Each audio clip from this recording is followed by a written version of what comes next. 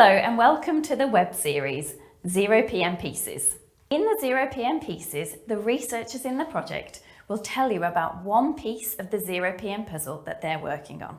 So without further ado, here comes a ZeroPM piece. Hi, I'm Sivani. I'm a postdoctoral researcher at the Norwegian Geotechnical Institute, and I'm going to be talking about how we assess mobility using data science. So mobility is assessed is the potential for a chemical to enter groundwater and spread over long distances and has the potential to contaminate drinking water. It's often characterized in regulation and in the literature using the organic carbon-water partition ratio. This partition ratio is basically a ratio of two concentrations, the concentration in the organic carbon and the concentration of the chemical in water at equilibrium. And it's important to recognize KOC often does come with units, usually centimeters cubed per gram or liters per kilogram. So in 2023, the European Union introduced new classification, labeling, and packaging regulation, specifically regarding persistent mobile toxic chemicals and very persistent, very mobile chemicals. So chemicals, for this presentation, we're focusing on chemicals that are considered mobile or very mobile. Chemicals with a log KOC value less than 3 are considered mobile, and chemicals with a log KOC less than 2 are considered very mobile. And so what we're trying to do in this work is really assess the potential mobility of all the chemicals that are currently listed in the global chemical inventory. And so this is a data set prepared by Raoul Wolf, one of my colleagues at InChI, which includes a list of every single chemical that has been registered on government registries that are in use and on the market. But in order to do a mobility assessment on all these chemicals, we first have to recognize some of the challenges that come with it. So on the list, there are over 380,000 substances, and that is way too much to feasibly go one by one and do a proper assessment on. Most of these chemicals don't have easily available data, and there's not enough measured data with proper metadata available for these chemicals. It's also important to keep in mind that KOC is an environmentally dependent variable, and this means that it varies with pH and temperature, and even soil type, so the type of organic matter that's present, the structure and composition of the soil itself. It can also, in some cases, vary based on concentration. And so this is an example of the variability of KOC data. So here you can see the range of KOC values can span many orders of magnitude. Here in this case, it spans over 5 orders of magnitude. But you can also see that we have sensor data. And this means that data is above or below a certain value. For example, this point indicates that the KOC of this chemical, or this reported value, is below about 1.5. Whereas in this case, this censored value indicates that this reported value indicates KOC for this chemical is between maybe negative 0.5 and 5. So we can't easily take the average of these points, so we need to actually combine them in a different way. And I'll get to how we do that a little bit later. So as I mentioned, we're starting with about 380,000 substances. I work with InChIs because that's what's in the global chemical inventory. And once we have those InChIs, we actually have to separate some of these out and identify all the unique individual substances. So this means removing the salts, removing ionizations, etc. And so in the end, we end up with 280,000 substances. If we remove the inorganics, the isotopic information, then we bring it down to about 230,000. We can also remove the organometallics. Doesn't really change the number of substances too much, but it is something to keep in mind because most of the models that we work with don't work well for all of these substances that we're removing. But because we're working with InChIs, I have to enter these chemicals into these into organic carbon water models using SMILES. If you go from InChI to SMILES, you often lose a lot of information, and another way to consider it is that the InChIs don't actually hold a lot of information sometimes about the exact structure and where the bonds are located for a structure. So this means that we actually have to take into tautomerization of these smiles. So once we convert all of these hundreds of thousands of substances into smiles, we actually look at all the possible variations of smiles and bonds that are possible. And this leaves us with about 36 million smiles that we need to compute with. Obviously, this number is way too big to actually feasibly work with. And we found that about 200 substances have more than 1,000 tautomers. And so we remove any chemical that has a molecular weight more than 1,000 grams per mole. In order to further reduce our subset, we're still left with about almost 500,000 substances. We reduce that again to limit our chemicals that we're interested in to molecular weights below 500 grams per mole. And then we still have about 300,000 smiles, and so we're limiting now our analysis to just select 5 random tautomers per chemical. And then to further reduce it, because it didn't really affect our data too much, we decided to just focus on chemicals that we were fairly confident were on the global chemical, like were registered and identified to be the correct chemical on the registry. And so this narrows down our list quite a bit. We're left with about 93,000 substances, and that leaves us with about 120,000 smiles. So I've talked about tautomers a bit, but why does this really matter? So this is an InChI for atrazine. Atrazine's structure should actually look like this. If you're using the smiles correctly, the smiles should produce this structure. But when you go from InChI to smiles, depending on the program that you're using, you might end up with one of these structures as well. And because we're working with such a large data set, it's really difficult for us to identify which of these smiles is the correct version, especially when you consider more complex cases which don't often include a ring or don't necessarily include a nitrogen-containing ring. So my workflow includes the use of multiple QSAR models. So I start with 120 smiles. 120,000 smiles. And for example, if we're using the OPERA model, I will run all of these smiles through OPERA. For each of these smiles, I will get one KOC value. And then I can combine these using a Bayesian statistical approach to get a distribution of the KOC for each smile, for each substance. And what's really useful about this approach is that we can actually include additional information about the prediction when we're doing this synthesis. We can include the error of the predicted value, and we can also include the applicability domains. And I'll get more into this a bit later.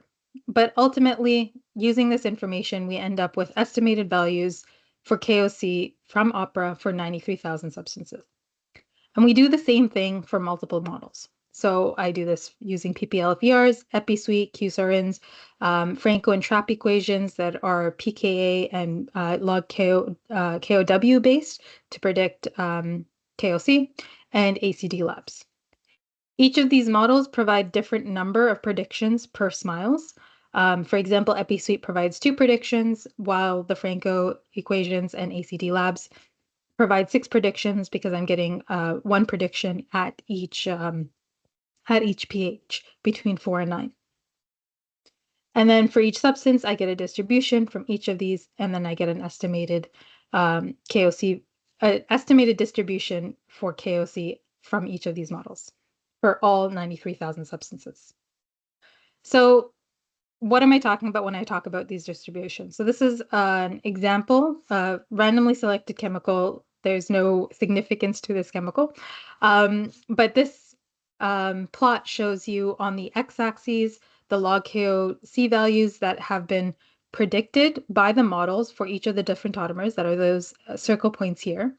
And you have the probability density that is indicated here with this black line, and some of the random draws from this probability density are shown in the blue line. And you can see there's both quite a lot of variability in the EpiSuite predictions, spanning many orders of magnitude, and that we have a pretty wide distribution for the probability density for KOC. And it's actually this is why this approach of using Bayesian analysis is quite useful in looking at these KOC values. Here is another example, again with EpiSuite, a different chemical this time. This indicates that the chemical is, all the predictions for this chemical are considered not mobile, and you can see that with the distribution, so it agrees with this as well.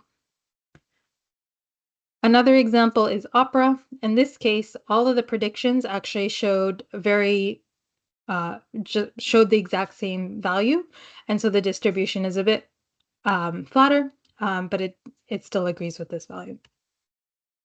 On the other hand, this OPERA prediction actually showed two different results. Most of the smiles for this substance indicated that the log KOC was below 3, and so this chemical would be considered mobile. But there was one value that indicated, based on the smiles, that the chemical was not mobile. And so this is a quite interesting example because it shows how important you looking at the smiles and making sure you have the correct smiles when you're entering the data can influence your result and your assessment. So I've mentioned also already applicability domains and uncertainty. So what am I talking about when I mean this? So with OPERA, for example, I get information regarding the standard deviation of the prediction and the global and local applicability domain information. And so this basically tells me, is this prediction somewhat reliable? Is it not reliable? And I get an error. Not all models give you the same type of information or the same quality of information. For EpiSuite, I get no information about the error of the prediction, but I get applicability domain information only based on the molecular weight and the KOC range of the training data. No additional information there. For PP-LFERs, because it's a multiple linear regression, I can actually do a bunch of error propagations based on the descriptors and the equations themselves. And I can also compare the AD to the based on the training data and calculate a leverage-based local applicability domain. Same thing applies for QSAR-ins, and similarly for Franco equations. And in this case, I'm also able to incorporate the applicability domain of the KOW prediction and the pKa prediction that are needed for these equations. Finally, ACD Labs provides no real information that's easily accessible to me on the applicability domain or the prediction errors, but we did filter out any chemicals that produced warnings or caution notes during the modeling process. Again, it's important to recognize that we have very limited models that are available for chemicals that are capable of, that have a pH dependence on the, sorry, it's very difficult to understand the KOC of chemicals that have pH dependence. And so there's only 2 models that work this way. And so while the applicability domain information is not so wide and not so available for both of these models, we still include them in our assessment because they're the only models that can actually work with ionizable chemicals. So I've talked about predicted data now, but what I actually try to do is actually include experimental data and regulatory files, and these estimated values into another larger assessment and combine all of this data into a new distribution, and this probability distribution of the KOC per chemical. So now I ultimately end up with one distribution per chemical. And so we can look at how KOC is distributed in the global chemical, or the distribution of KOC values in the global chemical inventory. And so in this case, we have the minimum of the log KOC values from all the distributions shown here.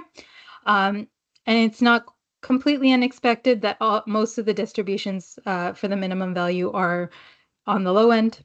We have the average distribution, the average KOC value from all these distributions, and we also have the maximum. What's interesting and important to note here is that the endpoint that you select really does affect what KOC and what your assessment at the end is going to look like. If someone wanted to be super, super risk adverse and was using the minimum value, most of the chemicals on the global chemical inventory would be considered very mobile. If you're using the average, perhaps most of these chemicals would not be considered mobile. But if you're also using the maximum value, you end up with almost everything being not mobile. So it really depends on your use case and what your like risk adverse how risk averse you want to be when selecting your endpoint.